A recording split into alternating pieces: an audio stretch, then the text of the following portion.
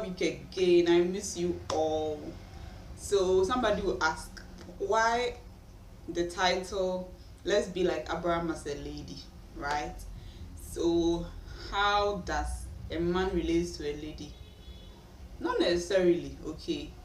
A man and a lady are not supposed to be equal, but there is a certain story about Abraham that he did all that was necessary to be done because he was not having any child to adopt. He did whatever necessary to adopt somebody as his son, treated that person nicely, and then gave him the best education, which is mentoring, teaching him how things are supposed to be done and it's all. But that child or that son that he adopted was, even from his family, became a foster child, and he was always willing to leave Abraham behind, right? And that's how it links to us as ladies. You might do everything right for yourself or for that gentleman or for somebody that loves you, but in this case, talking about romantic relationships, right? And that person may leave you behind, would want to go regardless of what you do for that person. They want to leave you. Okay, so we must be like Abraham as a lady, because we must also copy. We in Abraham's situation must copy what Abraham did. So this is part one of this topic. Be like Abraham as a lady. Part two will be coming later. Okay, that's why you need to subscribe. Follow this channel, subscribe, share, comment, and like. Okay, so moving on with the story. This Abraham, it got to a time that it seems the adopted child was fed up of him and he was still pushing to leave, and it was bringing disputes, confusion, fights among his servants and the adopted child's servants. So the child had grown and now he was having even a wife and servants, and it became a quarrel. So Abraham was like, they are fighting about the grazing area for their animals, their cattle, etc. So Abraham was like, choose. There was a luxurious part, and then there was a non-entity, like a place that was not too luxurious or not luxurious at all, that Noah would want. But these were the only two options available. So he was like, choose what you think you want. Anyone that you choose, I'll go with the other. And lo and behold, the child chose the best, the luxurious place with nice flowing water and an area, and he left. Right? Okay, so as ladies, how does it relate to us? Choose what comes your way.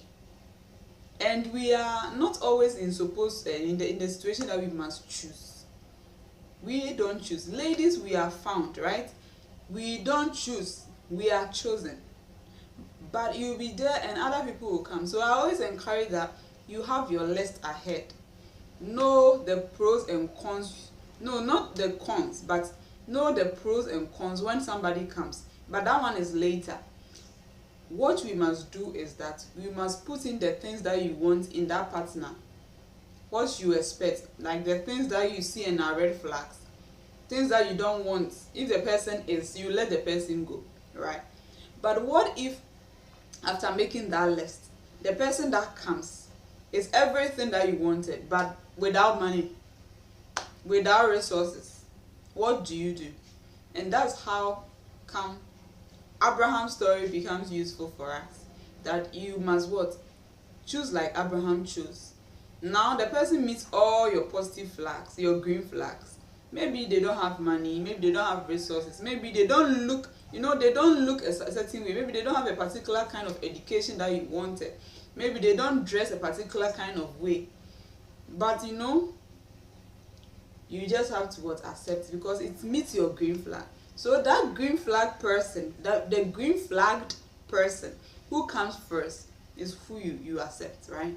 You don't say that, okay, this green flag person is not looking nice, I like the second green flag who is luxurious. Okay, because it always leads to bad situations. If you choose the second or the third green flagged person, it always ends in bad situations. the end of the story is that later on this Abraham got blessed abundantly, and the person that chose the green flagged, the second, like the green flagged in a wrong way, right? Abraham that chose the green flag that was not looking nice, at least, was more successful at the end of their lives, was more accomplished and more fulfilled, right? I'm not saying choose red flags, but I'm saying that this is to inspire you to choose what? Green flags that come first. Green flags that come first before the green flagged person that came next. See you in another episode, part 2 of this, with another story. Bye.